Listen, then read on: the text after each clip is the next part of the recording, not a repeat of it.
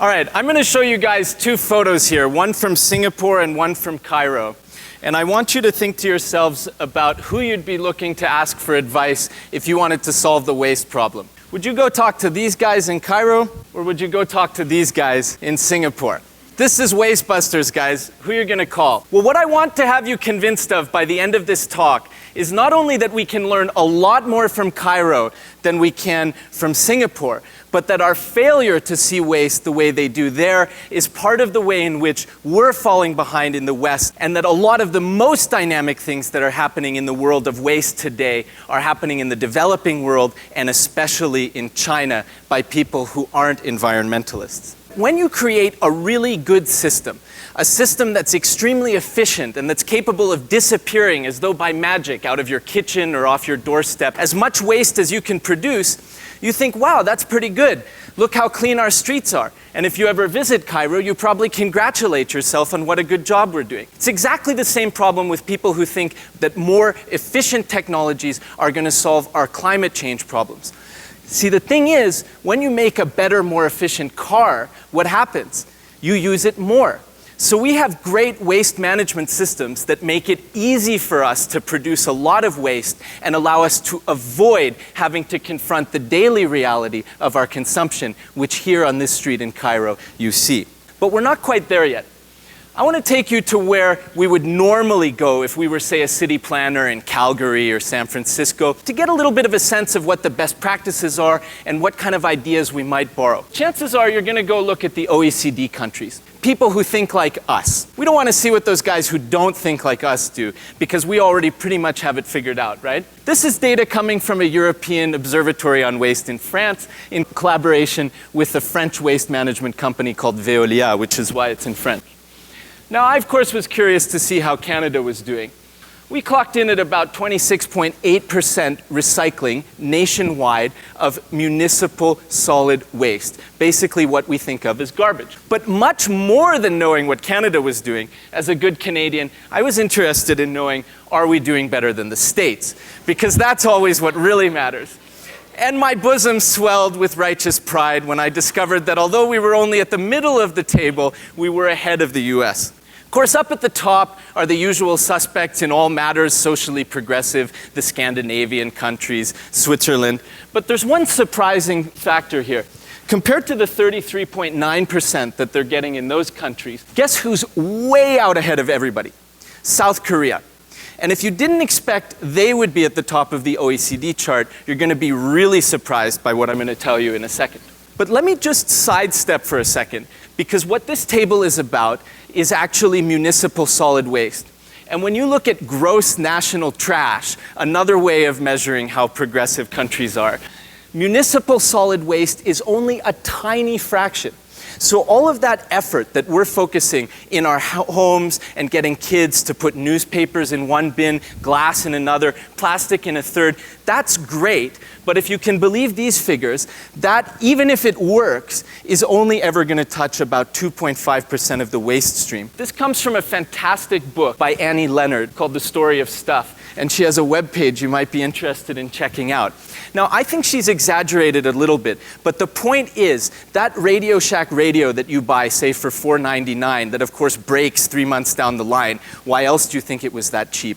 You throw it out, it maybe weighs 250 grams. Well, all of the metal that had to be extracted to produce that, the polymers which come from oil that had to be pumped that then become the plastic, all of the garbage that went into the manufacturing process, shipping, keeping it in that shop, all of that is at least an order of magnitude greater than what's coming out of the household. So instead of putting 20% of the effort into 80% of the problem, we're doing exactly the opposite. And the only country that I'm aware of that's realized this is Japan. But all the other OECD countries haven't. But let's get really radical and go to Egypt, where there's some really interesting stuff happening with waste. I lived in Cairo for about 2 years doing DPhil research in international development on the city's garbage collectors. So I lived in a neighborhood where you see me here called Manshit Nasser, among other places. And I was mostly interested in what NGOs were doing with the garbage collectors. But you cannot go to this place without getting interested in what they're doing with garbage, because it's absolutely phenomenal. Egypt today has two systems that work in parallel. One looks like this. And this should be more or less familiar to you because this is exactly a model that's borrowed from the West. There are compactor trucks carrying waste from households, taking it out of sight, out of mind, isolating it, creating distance between you and it, and putting it into a giant hole in the ground, essentially burying every day, if not every hour, thousands of tons of valuable resources into this landfill. And there's almost no recycling going on there. This system has only existed in Egypt for about 10 years. The people who are spearheading it are the Europeans. This company that you see here is an Italian company. And in the early 2000s, the Egyptian government contracted 4 European companies so that they would import into Egypt a Western solid waste management system based on disposal. Basically the system that we have, a system that we developed over the last, say, 150 years. During which time we transitioned actually away from a system in which almost nothing was wasted and almost everything was recuperated into a system in which we dispose of everything. And what drove that was a medical logic. We think of waste today as being an environmental problem, but until very recently, and still to some extent, waste was a hygiene problem. That's why we came up with very inadapted but pleasing euphemisms like the sanitary landfill. There's nothing sanitary about the sanitary landfill, but it addresses our concern and it reveals the way in which we felt that waste was a hygienic concern. The same goes for our other main solution, incineration, which also has those same connotations of sterilization and elimination. They borrowed this model because they were so fed up in Cairo, Africa's biggest city, this lighthouse of the Islamic world, the center of, the Sunni world, of seeing that kind of dirtiness on the streets.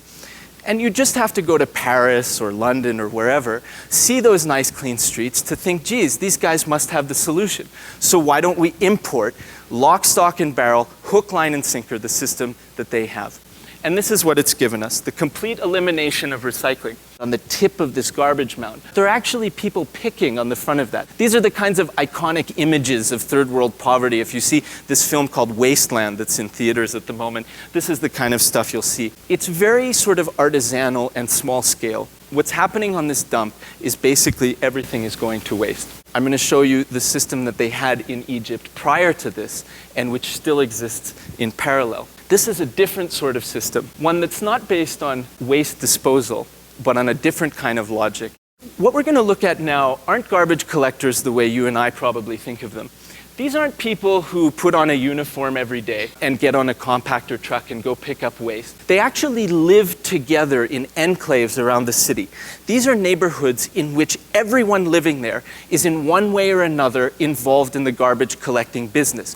Often they're related to one another, and often the profession is passed from generation to generation. As it so happens, they're also mainly Christian. Now, this place, Manshiat Nasser, is the primary field site that I had, and it's where this photo was taken in 1983. This was published in National Geographic. Now, all that waste is there, not because these people are living in a garbage dump, but that's actually resources that they've sorted out and are preparing to sell in order to make their living. The church is there because they're Christian. The reason they're Christian isn't because, in Muslim countries, the most infamous and unpleasant tasks are those, that are forced upon Christians, but simply because if you're willing to raise pigs, you have a major advantage in the garbage collecting business. Not only can you make organic waste disappear, but you can fatten those pigs for slaughter and sale and actually turn that organic waste into money. From a very similar angle, but about 28 years later, I took this photo, and you can see how radically that neighborhood was transformed. There are now 6 to 8 story buildings. It's quite impressive. But what hasn't changed very much is the profession. It's adapted a lot, but the garbage is still there. Right in on the rooftops, in the streets, and even right into people's homes. And that sorting activity is still taking place. If you were to stand at the entrance to this community, you'd see a series of trucks fairly early in the morning going in. As I said, these aren't compactor trucks, they're not marked. These are independent entrepreneurs, and they're not paid by the municipality. They're doing this without pay from the municipality. They're going in with garbage, and a few hours later, they're coming back out. They're loaded with raw materials. Cardboard, pelletized plastic, glass, they're loaded with everything you can imagine. And that's going where? It's going to factories in Egypt, and a lot of it is going as far away now as China, which is what the concept of the film is, if any of you want to help me with it. About 80% of the waste that goes into that community exits as resources. 80%.